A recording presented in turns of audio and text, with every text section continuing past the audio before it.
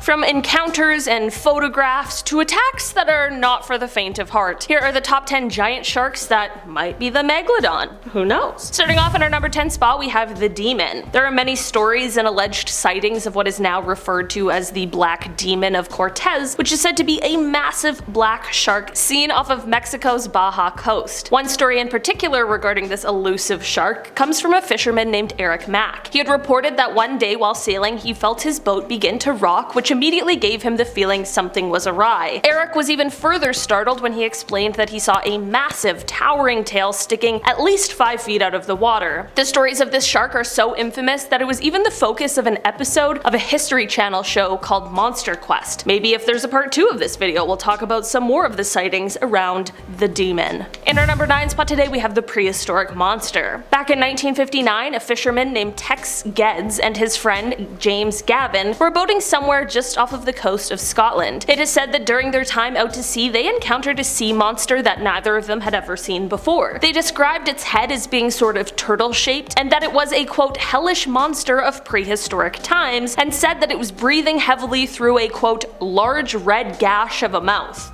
Okay, not exactly a kind description, but definitely a bit of a terrifying one. I think it's important to bring up that we actually don't really know what megalodons look like. We have a sort of idea, but at the end of the day we only have some fossils, jaws, spines, teeth. It doesn't really leave us that much to work with. While it isn't quite clear what these two men saw for sure, and it's likely that we'll never know, whatever it was definitely wasn't just the average sea creature. In our number 8 spot today, we have the Tik Tok Shark. In May of last year, someone on TikTok called Alex Albrecht, who is a marine biodiversity student as well as a musician, shared a video on the app that had people seriously shocked. The TikTok shows a massive shark lurking around the ship that Alex was on, which is said to have been just off of the coast of Massachusetts at the time. The ship was full of research students when this massive shark made its appearance, many of which either screamed or had some sort of expletive in response. Another TikTok user asked in the comments if the shark in the video is a megalodon, considering how absolutely huge the thing was. Was this an actual megalodon?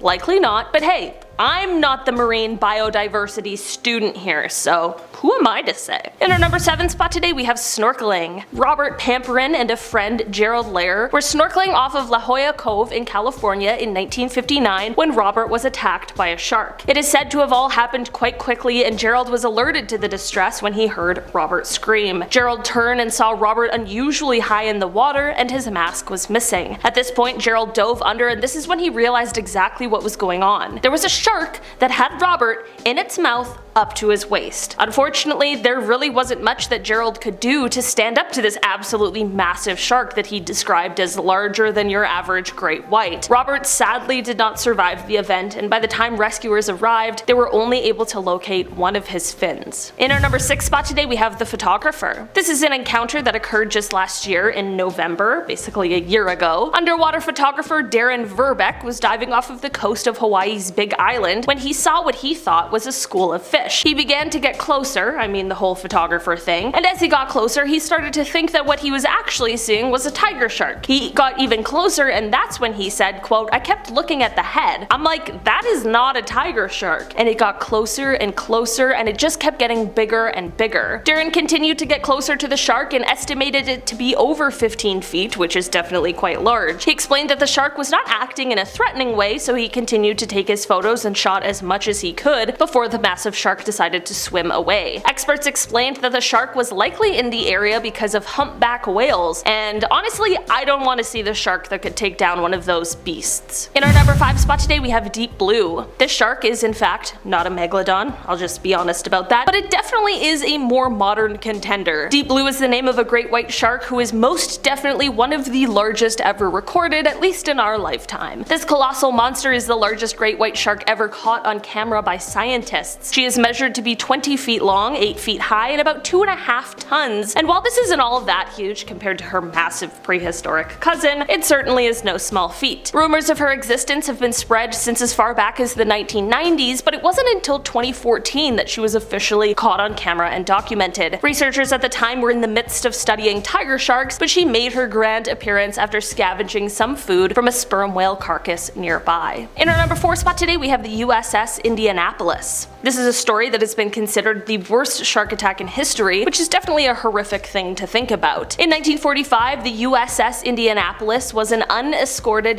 US warship that was sailing in the Pacific when it was struck by a Japanese torpedo. This had no problem tearing the ship in two, which then meant that 900 sailors were now floating in the ocean waiting for rescue. Over the next 5 days, nearly 600 men lost their lives due to shark attacks. That's either a group of sharks or a few very large, very hungry ones. From the survivors' accounts of what happened over the course of those days, it seemed like an absolutely nightmare situation. This is exactly why it has gone on to be called one of the worst shark attacks in history. In our number 3 spot today, we have Rodney Fox. Rodney Fox is a man who is thought of as one of the best spear fishermen in the world. In 1963, he was partaking in the Australian Spearfishing Championships, which were being held just south of Adelaide, when he went through what is widely regarded as, again, one of the worst shark attacks in history. The shark he encountered bit him around the waist, which ended up puncturing his diaphragm, ripping his lungs, and crushing his rib cage. Not only this, but the attack left his organs exposed, so much so that when he finally made it back to shore, those rescuing him had to keep his wetsuit on to ensure that his insides actually stayed on the inside. Despite the fact that Rodney needed at least 4 hours of surgery and about 400 stitches, like many people who have had these sort of terrifying encounters, rather than shying away from sharks in the water, he leaned in. He actually became an advocate for sharks after this. He created the first underwater shark observatory and helped to dispel the rumors that sharks are bad, crazy, scary animals that we should all fear. In our number 2 spot today, we have the Jersey Shore. Back in 1916, during the summer season, there were 5 different shark attacks that occurred over the span of 10 days that ended up in the deaths of 4 people. This wasn't something that had been seen before in the area, which of course left people speculating as to why this was happening. There was a heat wave in the area during the time, which likely led to more people being out, enjoying summertime sort of activities, and maybe this attracted the shark, but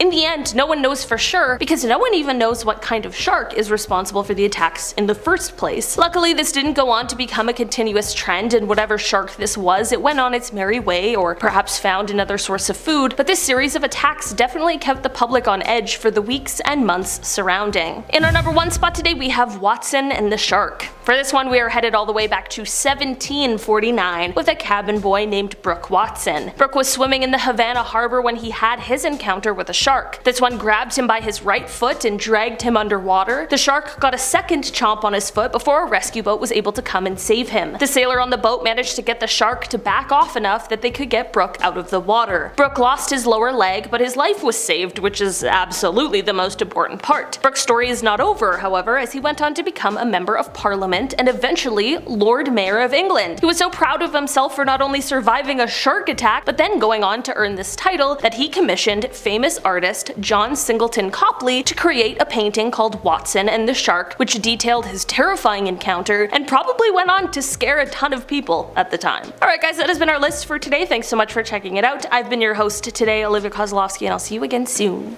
Bye!